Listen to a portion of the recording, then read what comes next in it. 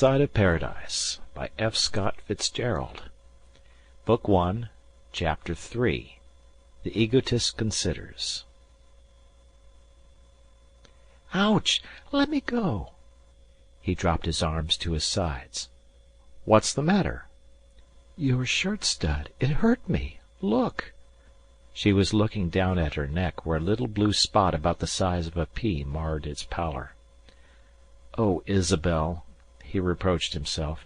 "I'm a goofer. Really, I'm sorry. I shouldn't have held you so close." She looked up impatiently. "Oh, Amory, of course you couldn't help it, and it didn't hurt much. But what are we going to do about it?" "Do about it?" he asked. "Oh, that spot. It'll disappear in a second." "It isn't," she said, after a moment of concentrated gazing. "It's still there, and it looks like old Nick. Oh, Amory, what'll we do? It's just the height of your shoulder." "Massage it," he suggested, repressing the faintest inclination to laugh. She rubbed it delicately with the tips of her fingers, and then a tear gathered in the corner of her eye and slid down her cheek. "Oh, Amory," she said despairingly, lifting up a most pathetic face. "I'll just make my whole neck flame if I rub it. What'll I do?" A quotation sailed into his head, and he couldn't resist repeating it aloud. "All the perfumes of Arabia will not whiten this little hand." She looked up, and the sparkle of the tear in her eye was like ice. "You're not very sympathetic." Amory mistook her meaning. "Isabel, darling, I think it'll—" "Don't touch me!" she cried. "Haven't I enough on my mind, and you stand there and laugh?" Then he slipped again. "Well, it is funny, Isabel, and we were talking the other day about a sense of humor being—" She was looking at him with something that was not a smile, rather the faint, mirthless echo of a smile in the corners of her mouth. "Oh, shut up!" she cried suddenly, and fled down the hallway toward her room. Amory stood there, covered with remorseful confusion. "Damn!" When Isabel reappeared, she had thrown a light wrap about her shoulders, and they descended the stairs in a silence that endured through dinner. "Isabel," he began rather testily, as they arranged themselves in the car, bound for a dance at the Greenwich Country Club, "you're angry, and I'll be too in a minute. Let's kiss and make up." Isabel considered glumly. "I hate to be laughed at," she said finally. "I won't laugh any more. I'm not laughing now, am I?" "You did." "Oh, don't be so darned feminine." Her lips curled slightly. "I'll be anything I want." Amory kept his temper with difficulty. He became aware that he had not an ounce of real affection for Isabel, but her coldness piqued him. He wanted to kiss her a lot, because then he knew he could leave in the morning and not care. On the contrary, if he didn't kiss her, it would worry him. It would interfere vaguely with his idea of himself as a conqueror. It wasn't dignified to come off second best, pleading with a doughty warrior like Isabel. Perhaps she suspected this. At any rate, Amory watched the night that should have been the consummation of romance glide by with great moths overhead and the heavy fragrance of roadside gardens, but without those broken words, those little sighs. Afterward they suppered on ginger ale and devil's food in the pantry, and Amory announced a decision. "I'm leaving early in the morning."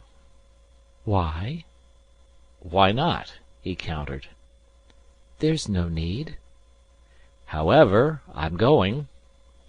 "Well, if you insist on being ridiculous—" "Oh, don't put it that way," he objected. "Just because I won't let you kiss me. Do you think—" "Now, Isabel," he interrupted, "you know it's not that.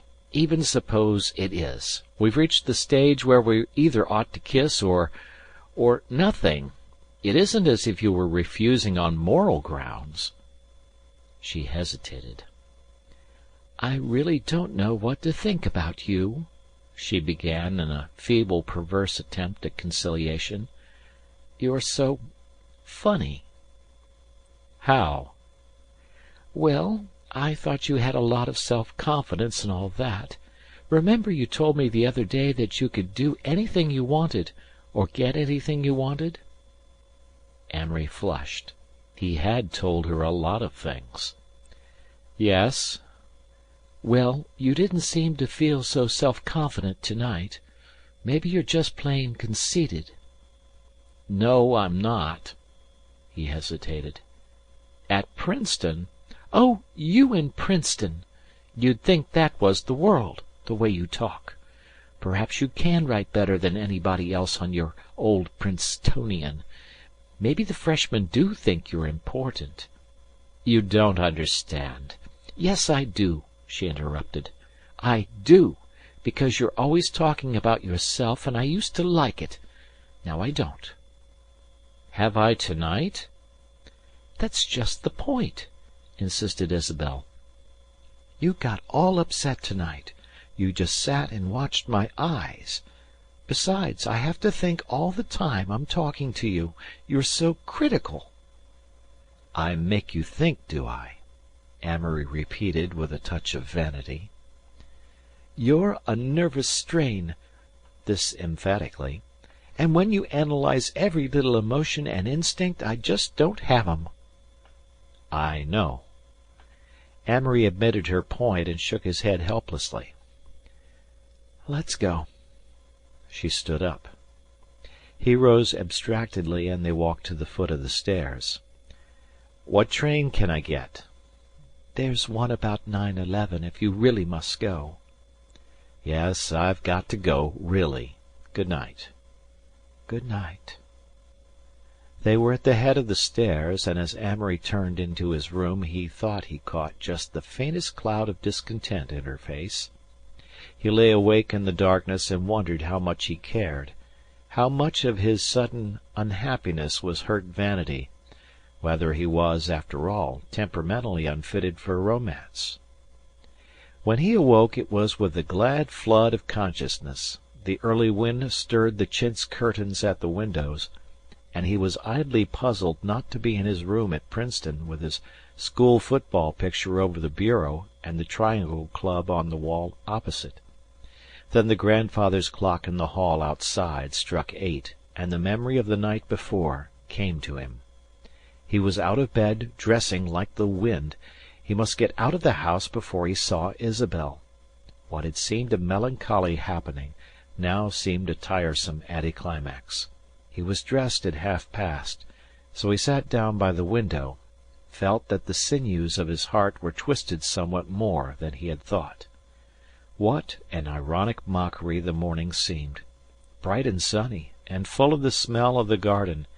Hearing Mrs. Borgia's voice in the sun-parlour below, he wondered where was Isabel. There was a knock at the door. "The car will be around at 10 minutes of 9, sir." He returned to his contemplation of the outdoors, and began repeating over and over, mechanically, a verse from Browning, which he had once quoted to Isabel in a letter. "Each life unfulfilled, you see, it hangs still, patchy and scrappy. We have not sighed deep, laughed free, starved, feasted, despaired, been happy." But his life would not be unfulfilled. He took a sombre satisfaction in thinking that perhaps all along she had been nothing except what he had read into her, that this was her high point, that no one else would ever make her think. Yet that was what she had objected to in him, and Amory was suddenly tired of thinking. "Damn her," he said bitterly. "She's spoiled my year." The Superman grows careless. On a dusty day in September, Amory arrived in Princeton and joined the sweltering crowd of conditioned men who thronged the streets. It seemed a stupid way to commence his upper-class years, to spend 4 hours a morning in the stuffy room of a tutoring school, imbibing the infinite boredom of conic sections. Mr. Rooney, pander to the dull, conducted the class and smoked innumerable Pall Malls as he drew diagrams and worked equations from 6 in the morning until midnight. "Now, Languedoc, if I use that formula, what would my A point be?" Languedoc lazily shifts his 6'3" of football material and tries to concentrate. "Oh, I'm damned if I know, Mr. Rooney." "Oh, why, of course you can't use that formula. That's what I wanted you to say." "Why, sure, of course." "Do you see why?"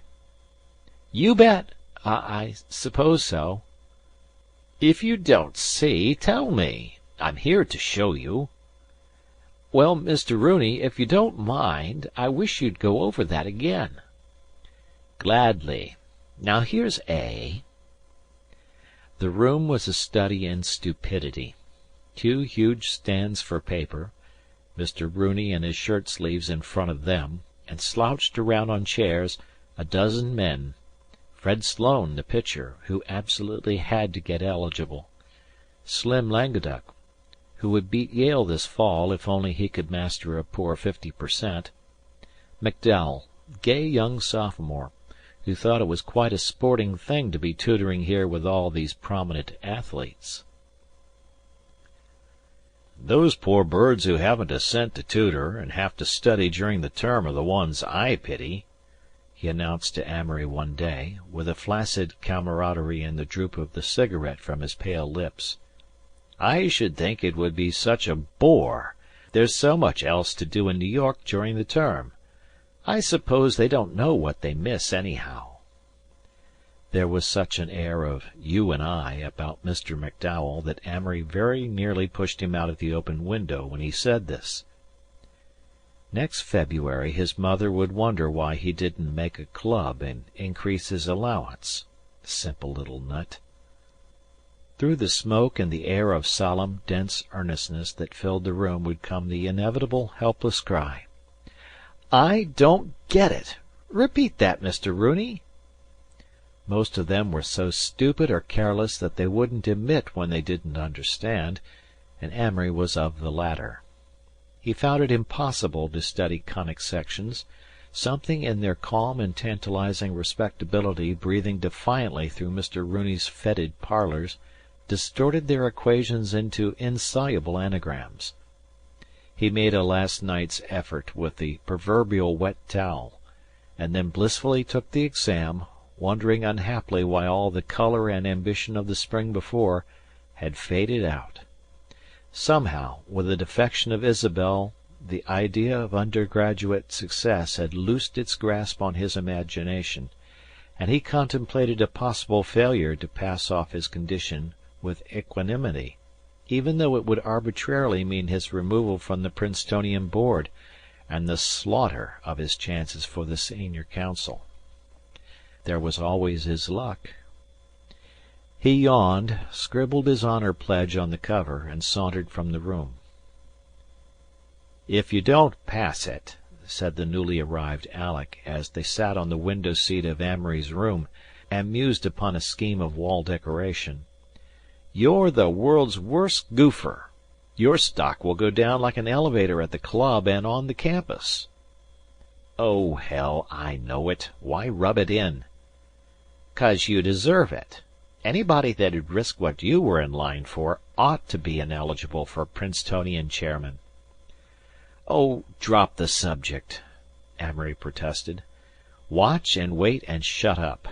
I don't want every one at the club asking me about it, as if I were a prize potato being fattened for a vegetable show." One evening a week later, Amory stopped below his own window on the way to Renwick's, and seeing a light, called up, "Oh, Tom, any mail?" Alec's head appeared against the yellow square of light. "Yes, your result's here." His heart clamored violently. "What is it, blue or pink?" "Don't know. Better come up." He walked into the room and straight over to the table, and then suddenly noticed that there were other people in the room. "'Lo, Carrie." He was most polite. "Ah, men of Princeton." They seemed to be mostly friends, so he picked up the envelope marked Registrar's Office and weighed it nervously. "We have here quite a slip of paper." "Open it, Amory." "Just to be dramatic, I'll let you know that if it's blue, my name is withdrawn from the editorial board of the Prince, and my short career is over." He paused, and then saw for the first time Ferrenby's eyes, wearing a hungry look and watching him eagerly. Amory returned the gaze pointedly. "Watch my face, gentlemen, for the primitive emotions." He tore it open and held the slip up to the light. "Well? Pink or blue? Say what it is. We're all ears, Amory. Smile or swear or something." There was a pause. A small crowd of seconds swept by. Then he looked again, and another crowd went on into time.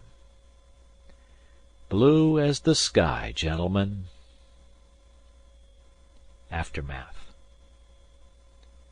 What Amory did that year from early September to late in the spring was so purposeless and inconsecutive that it seems scarcely worth recording. He was, of course, immediately sorry for what he had lost. His philosophy of success had tumbled down upon him, and he looked for the reasons. "Your own laziness," said Alec later. "No, something deeper than that. I have begun to feel that I was meant to lose this chance." "They're rather off you at the club, you know. Every man that doesn't come through makes our crowd just so much weaker." "I hate that point of view." "Of course, with a little effort you could still stage a comeback." "No, I'm through, as far as ever being a power in college is concerned." "But, Amory, honestly, what makes me the angriest isn't the fact that you won't be chairman of the Prince and on the senior council, but just that you didn't get down and pass that exam." "Not me," said Amory slowly. "I'm mad at the concrete thing. My own idleness was quite in accord with my system, but the luck broke." "Your system broke, you mean." "Maybe." "Well, what are you going to do? Get a better one quick, or just bum around for 2 more years as a has-been?" "I don't know yet." "Oh, Amory, buck up." "Maybe." Amory's point of view, though dangerous, was not far from the true one. If his reactions to his environment could be tabulated, the chart would have appeared like this, beginning with his earliest years. 1. The fundamental Amory. 2. Amory plus Beatrice. 3. Amory plus Beatrice plus Minneapolis. Then St. Regis's had pulled him to pieces and started him over again. 4. Amory plus St. Regis's. 5. Amory plus St. Regis's plus Princeton.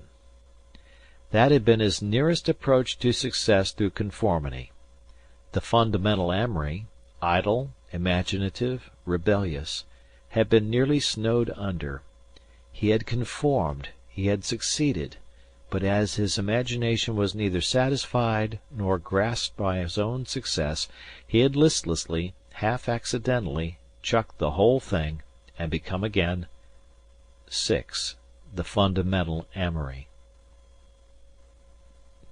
Financial. His father died quietly and inconspicuously at Thanksgiving. The incongruity of death with either the beauties of Lake Geneva or with his mother's dignified, reticent attitude diverted him, and he looked at the funeral with an amused tolerance. He decided that burial was after all preferable to cremation, and he smiled at his old boyhood choice, slow oxidation in the top of a tree.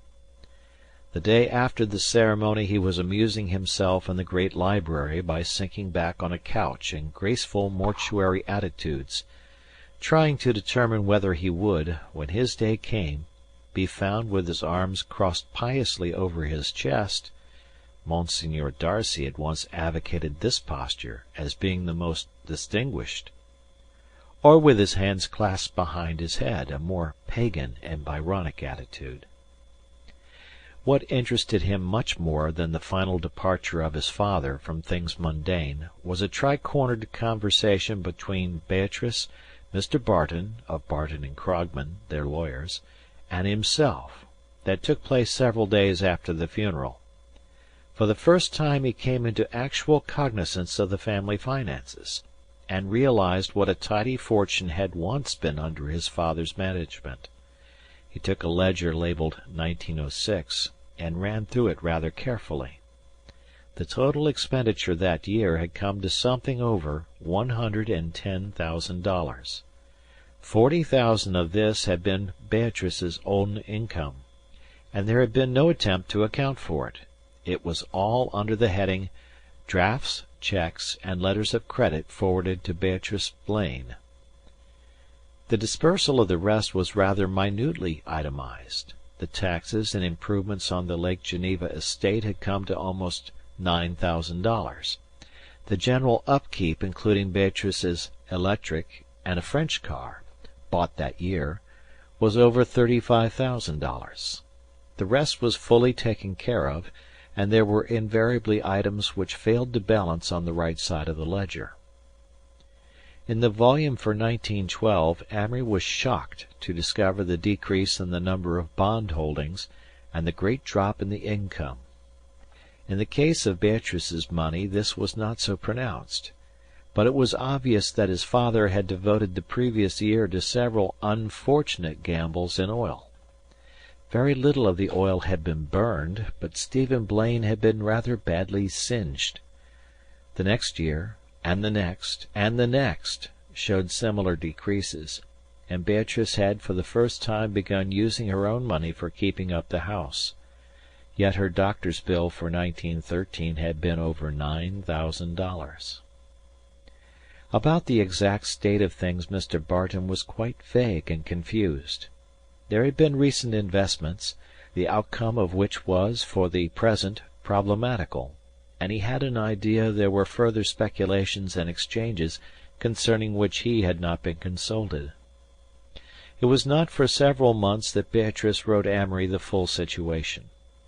The entire residue of the Blaine and O'Hara fortunes consisted of the place at Lake Geneva and approximately $500,000, invested now in fairly conservative 6% holdings.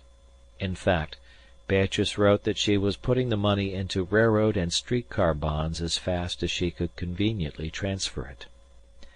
"I am quite sure," she wrote to Amory, "that if there is one thing we can be positive of, it is that people will not stay in one place.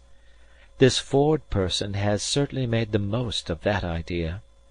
So I am instructing Mr. Barton to specialize on such things as Northern Pacific and these rapid transit companies, as they call the street cars. I shall never forgive myself for not buying Bethlehem Steel. I've heard the most fascinating stories. You must go into finance, Amory. I'm sure you would revel in it. You start as a messenger or a teller, I believe, and from that you go up almost indefinitely. I'm sure if I were a man I'd love the handling of money. It has become quite a senile passion with me. Before I get any farther I want to discuss something.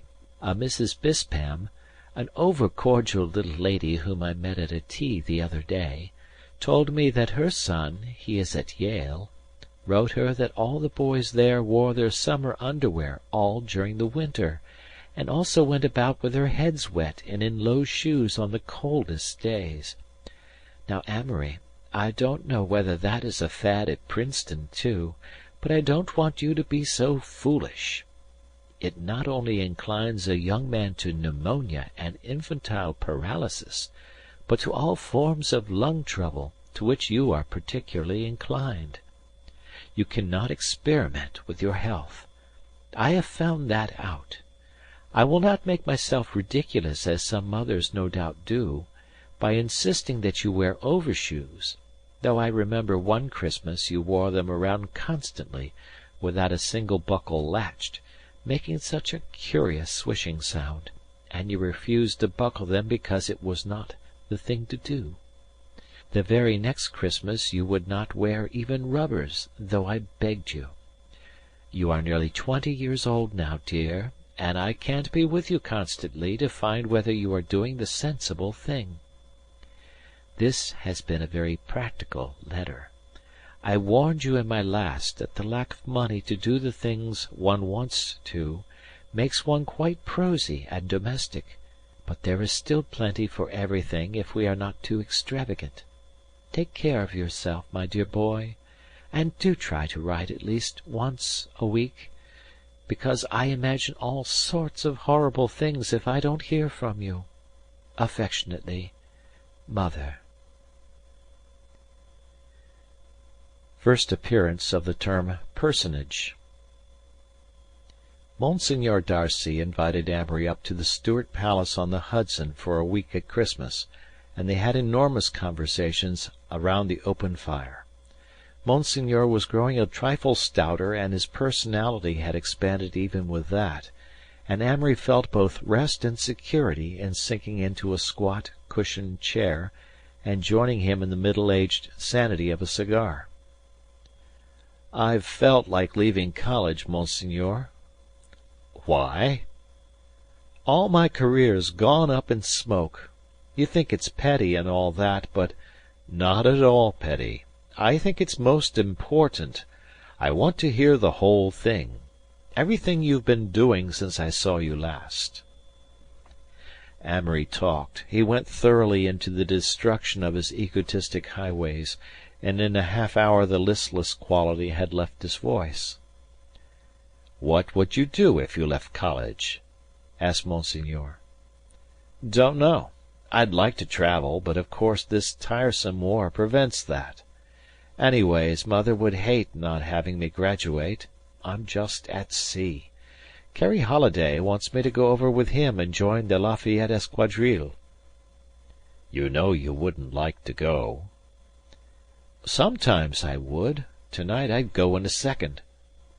"Well, you'd have to be very much more tired of life than I think you are. I know you." "I'm afraid you do," agreed Amory reluctantly. "It just seemed an easy way out of everything. When I think of another useless, draggy year—" "Yes, I know, but to tell you the truth, I'm not worried about you. You seem to me to be progressing perfectly naturally." "No," Amory objected. "I've lost half my personality in a year." "Not a bit of it," scoffed Monsignor. "You've lost a great amount of vanity, and that's all." "Lordy!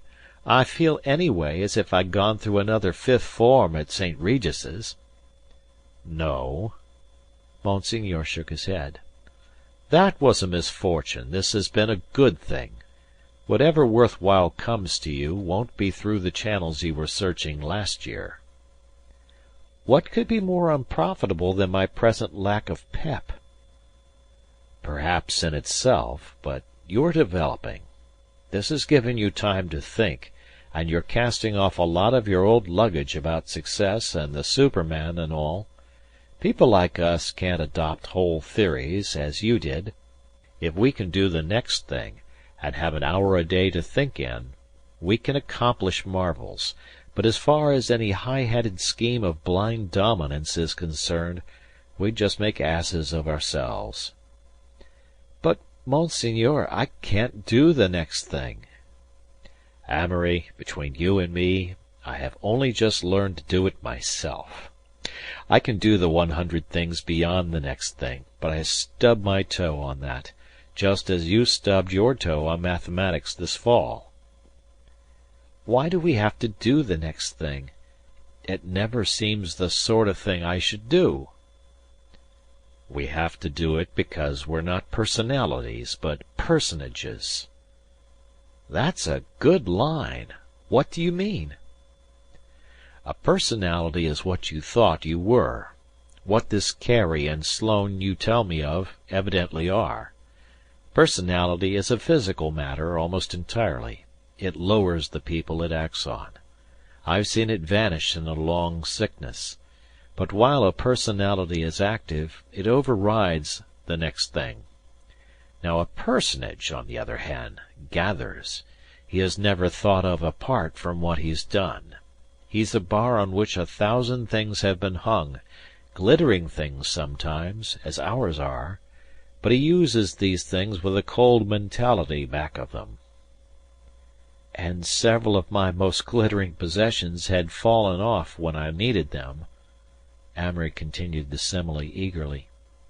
Yes, that's it. When you feel that your garnered prestige and talents and all that are hung out, you need never bother about anybody. You can cope with them without difficulty.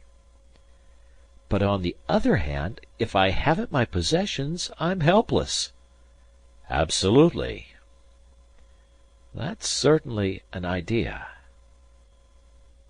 Now you've a clean start. A start Carey or Sloane can constitutionally never have.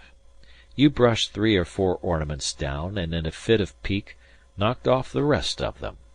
The thing now is to collect some new ones, and the farther you look ahead in the collecting the better. But remember, do the next thing. How clear you can make things. So they talked, often about themselves, sometimes of philosophy and religion, and life as respectively a game or a mystery. The priest seemed to guess Amory's thoughts before they were clear in his own head, so closely related were their minds in form and groove. "Why do I make lists?" Amory asked him one night. "Lists of all sorts of things." "Because you're a medievalist," Monsignor answered. "We both are. It's the passion for classifying and finding a type." "It's a desire to get something definite." "It's the nucleus of scholastic philosophy." "I was beginning to think I was growing eccentric till I came up here. It was a pose, I guess." "Don't worry about that. For you, not posing may be the biggest pose of all." "Pose?" "Yes." "But do the next thing." After Amory returned to college he received several letters from Monsignor which gave him more egotistic food for consumption. "I am afraid that I gave you too much assurance of your inevitable safety, and you must remember that I did that through faith in your springs of effort, not in the silly conviction that you will arrive without struggle. Some nuances of character you will have to take for granted in yourself, though you must be careful in confessing them to others. You are unsentimental, almost incapable of affection, astute without being cunning, and vain without being proud. Don't let yourself feel worthless. Often through life you will really be at your worst when you seem to think best of yourself, and don't worry about losing your personality, as you persist in calling it. At 15 you had the radiance of early morning. At 20 you will begin to have the melancholy brilliance of the moon, and when you are my age you will give out, as I do, the genial golden warmth of 4 p.m. If you write me letters, please let them be natural ones. Your last, that dissertation on architecture, was perfectly awful, so highbrow that I picture you living in an intellectual and emotional vacuum. And beware of trying to classify people too definitely into types. You will find that all through their youth they will persist annoyingly in jumping from class to class, and by pasting a supercilious label on every one you meet, you are merely packing a jack-in-the-box that will spring up and leer at you when you begin to come into really antagonistic contact with the world. An idealization of some such a man as Leonardo da Vinci would be a more valuable beacon to you at present. You are bound to go up and down, just as I did in my youth, but do keep your clarity of mind, and if fools or sages dare to criticize, don't blame yourself too much. You say the convention is all that really keeps you straight in this woman proposition. But it's more than that, Amory. It's the fear that what you begin you can't stop. You would run amuck, and I know whereof I speak. It's that half-miraculous sixth sense by which you detect evil. It's the half-realized fear of God in your heart. Whatever your métier proves to be, religion, architecture, literature, I'm sure you would be much safer anchored to the Church. But I won't risk my influence by arguing with you even though I am secretly sure that the black chasm of Romanism yawns beneath you. Do write me soon. With affectionate regards, Thayer Darcy. Even Amory's reading paled during this period. He delved further into the misty side streets of literature, Huysmans, Walter Pater, Théophile Gautier, and the racier sections of Rabelais, Boccaccio, Petronius, and Suetonius. One week, through general curiosity, he inspected the private libraries of his classmates, and found Sloane's as typical as any sets of Kipling, O. Henry, John Fox, Jr., and Richard Harding Davis, What Every Middle-Aged Woman Ought to Know, The Spell of the Yukon, a gift copy of James Whitcomb Riley, an assortment of battered, annotated school-books, and finally, to his surprise, one of his own late discoveries, the collected poems of Rupert Brooke. Together with Tom D'Invilliers, he sought among the lights of Princeton for someone who might found the great American poetic tradition. The undergraduate body itself was rather more interesting that year than had been the entire Philistine Princeton of 2 years before. Things had livened surprisingly, though at the sacrifice of much of the spontaneous charm of freshman year. In the old Princeton they would never have discovered Tanaduke Wiley. Tanaduke was a sophomore, with tremendous ears and a way of saying, "The earth swirls down through the ominous moons of preconsidered generations," that made them vaguely wonder why it did not sound quite clear, but never questioned that it was the utterance of a super-soul. At least, so Tom and Amory took him. They told him in all earnestness that he had a mind like Shelley's, and featured his ultra-free verse and prose poetry in the Nassau Literary Magazine. But Tanaduke's genius absorbed the many colors of the age, and he took to the Bohemian life, to their great disappointment. He talked of Greenwich Village now instead of noon-swirled moons, and met winter muses, unacademic, and cloistered by 42nd Street and Broadway, instead of the Shelleyan dream-children with whom he had regaled their expectant appreciation. So they surrendered Tanaduke to the Futurists, deciding that he and his flaming ties would do better there. Tom gave him the final advice that he should stop writing for 2 years, and read the complete works of Alexander Pope 4 times. But on Amory's suggestion that Pope for Tanaduke was like foot-ease for stomach trouble, they withdrew in laughter, and called it a coin's toss whether this genius was too big or too petty for them.